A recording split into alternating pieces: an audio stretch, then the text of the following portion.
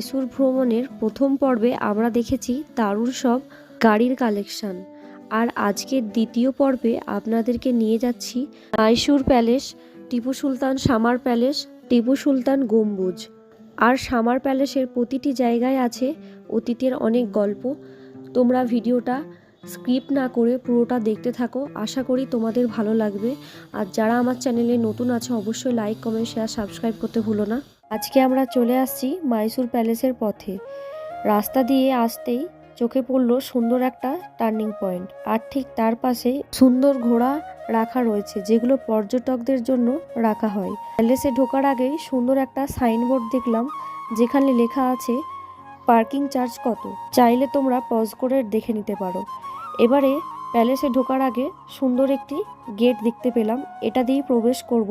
প্যালেসে ঢুকতে গেলে কোনো রকম টাকা লাগে না, কিন্তু অন্দরমহলের ভেতরে ঢুকতে গেলে টিকিট লাগে।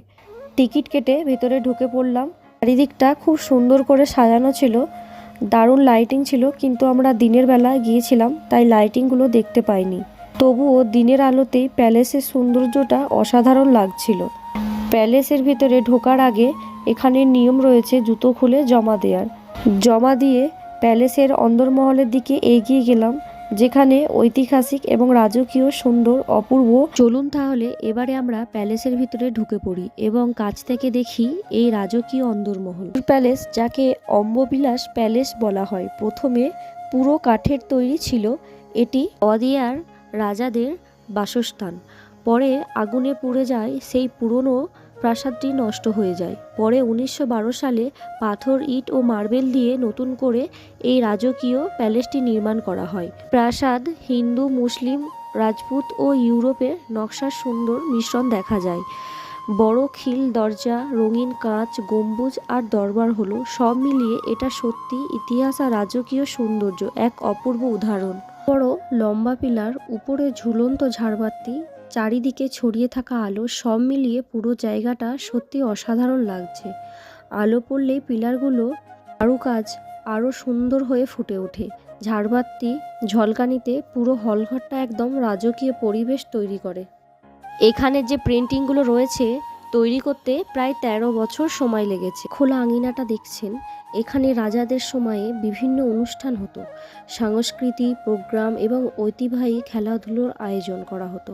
অনেক সময়ে এখানে কুস্তি খেলার প্রতিযোগিতা হতো। এই জায়গাটি অনেক বেশি গুরুত্বপূর্ণ। প্যালেসের ভেতরে এই একটা প্রদর্শনী কক্ষ, যেখানে রাজার পরিবার ব্যবহৃত করত রাজকীয় আসবাবপত্র, সিংহাসন এবং আয়নার মতো ঐতিহাসিক জিনিস সংরক্ষণ করে রাখা হয়েছে। এই আসনগুলিতে একসময় রাজা ও রাজার পরিবারের সদস্যরা বিশেষ অনুষ্ঠান বা গুরুত্বপূর্ণ সময়ে বসতেন। এখানে রাজাদের সময়ে অনেক পুরনো আর মূল্যবান জিনিসপত্র সাজিয়ে রাখা আছে। ছোট ছোট বাক্স, সাজসজ্জা সামগ্রিক আর রাজকীয় ব্যবহার্য জিনিস দেখে বোঝা যাচ্ছে তখনকার জীবনযাপন কতটা জমকালো ছিল। এই জিনিসগুলো আজও সেই রাজকীয় সময়ের স্মৃতি ধরে রেখেছে। এই জায়গাটা দেখুন, কি দারুণ লাগছে, চোখ জুড়িয়ে যাবার মতো। এই জায়গাটা অনেকেই ভাবতে পারেন এটা হয়তো কোনো স্টেডিয়াম, কিন্তু আসলে এটা মাইসুর প্যালেসের দরবার হল। এখানে একসময় মহারাজার সভা বসতেন এবং গুরুত্বপূর্ণ রাজকীয় অনুষ্ঠান করতেন। জায়গাটা এত বড় আর সুন্দর যে সত্যি রাজকীয় অনুভব হয়। এবারে আমাদের মাইসুর প্যালেসের ভেতরে পুরো ঘোরাটা শেষ। এখন আমরা বাইরে বেরিয়ে এসেছি। বাইরে এসে যে দৃশ্যটা দেখলাম, সত্যি কথা বলতে বললে বোঝানো যাবে না। চারিদিকটা সুন্দর গম্বুজ, বিশাল প্রাসাদ, রাজকীয় আভা আর খোলা আকাশের নিচে তার অসাধারণ সৌন্দর্য, সব মিলিয়ে এক কথায় অপূর্ব অনুভূতি। আমরা যখন গিয়েছিলাম তখন ফুল দিয়ে ফ্লাওয়ার শো হচ্ছিল, কিন্তু সেই টাইমে ওপেনিং হয়েছিল না, তাই আর ফ্লাওয়ার শোটা দেখাতে পারলাম না। এবারে আমরা যাব টিপু সুলতান প্যালেস। এটা হলো টিপু সুলতান সামার প্যালেস। এর বাইরের অংশটা চারপাশে সবুজ গাছপালা আর খোলা পরিবেশ। জায়গাটা ভীষণ সুন্দর, শান্তি ও সুন্দর লাগে। বাইরে থেকে দেখলেই কাঠের নকশা আর ঐতিহাসিক স্থাপন সৌন্দর্য চোখে পড়ে।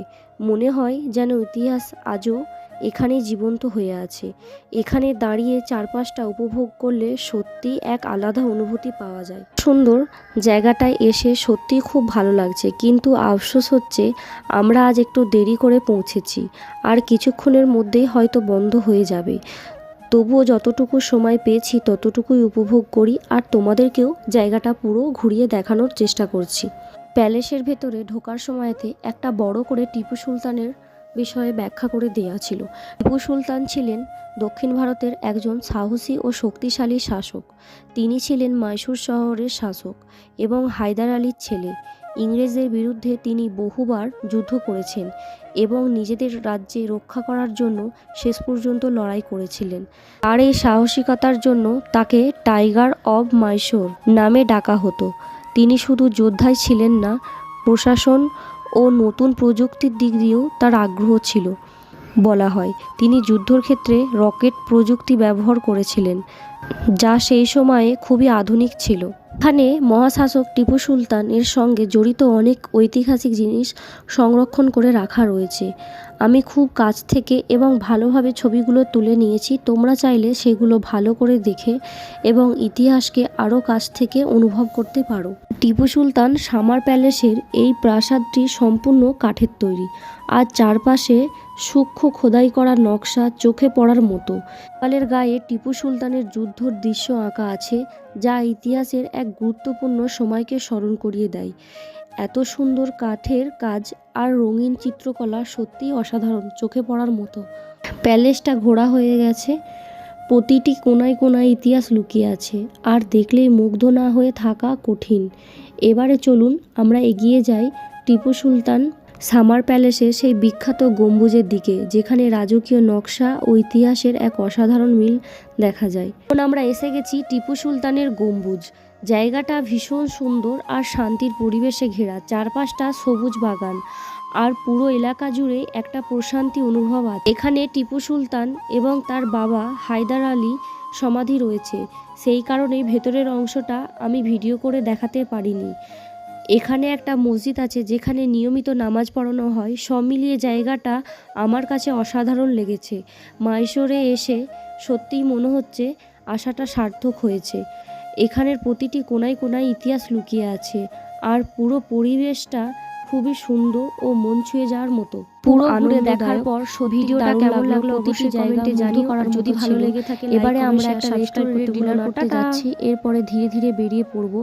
আজকের দিনের যাত্রাটা সত্যি অসাধারণ ছিল। আমরা যতটুকু কভার করতে পেরেছি সেটা